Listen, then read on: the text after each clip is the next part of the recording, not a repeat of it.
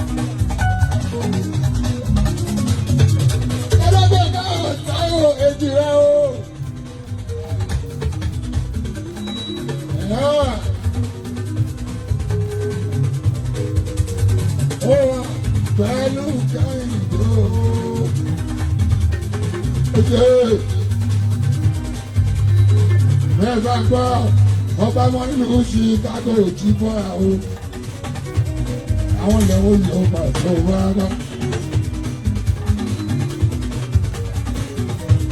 àwọn náà ṣe sí ilé àgbáyánú ẹni tó máa fàgbé tán ọmọ tó máa fowó tán tó bá ti wọ bí á ti rí pé owó ti wọlé sí àárín ara bí ọmọ tó máa fàgbé tán ọmọ tó máa fowó tán tó bá ti wọ́n bí a ti rí pé owó ti wọlé sí àárín.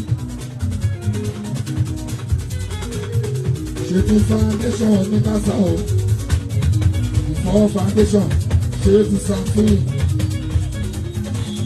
ọtí wọn máa tó blọọkì ilé kọ̀ọ̀kan láàárọ̀ bá padà tó yẹ ká mọ èyí tó jẹ́ wọ́n sì pín ní ẹ́sítẹ̀ báyìí. Ilé tó lọ bí ilé ìtara òjòjò wa nínú nǹkan bá nǹkan pàtó èyí pọ̀ jù òjòjò ọlọ́run ní orí bẹ́ẹ̀ ẹni sáré lágbára lọ wọ́n ní wọ́n bí wọ́n ní òkú jáde wọ́n ní bẹ́ẹ̀ lágbára lọ.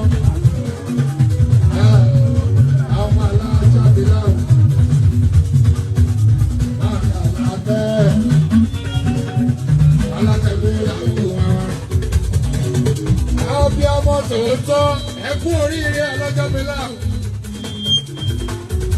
Ẹ̀yin mo kí kú oríire màmá dáadáa ìyá Béèjì ìyá bọ́mọ́ alájọ́ mi láwọn èèyàn kú ẹ o.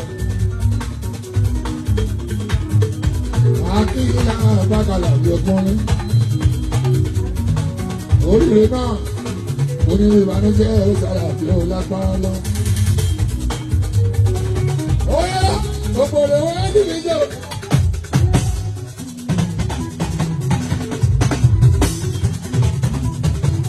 Òpòlò wọn á dìbò sálọ. Òpòlò wọn á dìbò jẹ òjò. Òtèlè wọn á dìbò sálọ. Ẹ̀bùn tọ́lá ń fún mi náà rẹ̀. Ibi wà kùkù lẹ̀lẹ̀ tí wọ́n náà ń dárí ẹ̀rọ ọkọ̀. Ẹ ṣe àlọ́ ọ̀hún. Ẹgbẹ́ mi sípò fún ẹ̀yọ́ yóò bá sí sí ìlànà máa sọ. Ṣé tí wọ́n yóò máa sọ? Ẹ̀yọ́ mẹ́rin ara mi ti dá mi sí.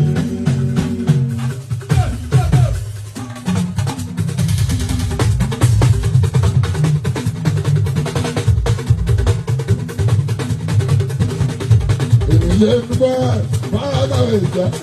Mo máa bá mi wá mi nígbà mi sí. Ọlọ́run sẹ́ ara wà láyé.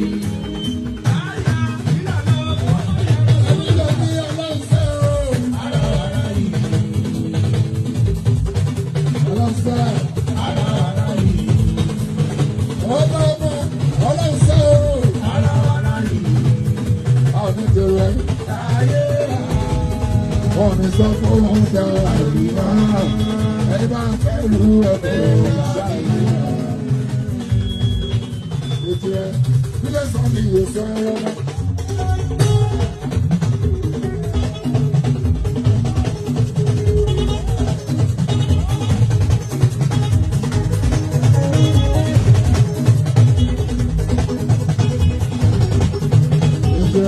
Ọba wọn gbogbo Chicago ilé sọ́ọ̀mì òṣè wọn.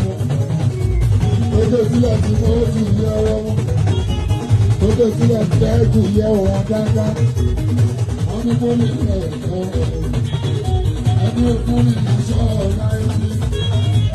Ìlú tó ní gbogbo oṣù ìgbẹ́jọ́. Ìgbà tí mo kọ̀ bẹ̀rẹ̀ lọ́jọ́ sí. Wọ́n ní bí ló fẹ́ àkókò. Iṣẹ́ dáhùn.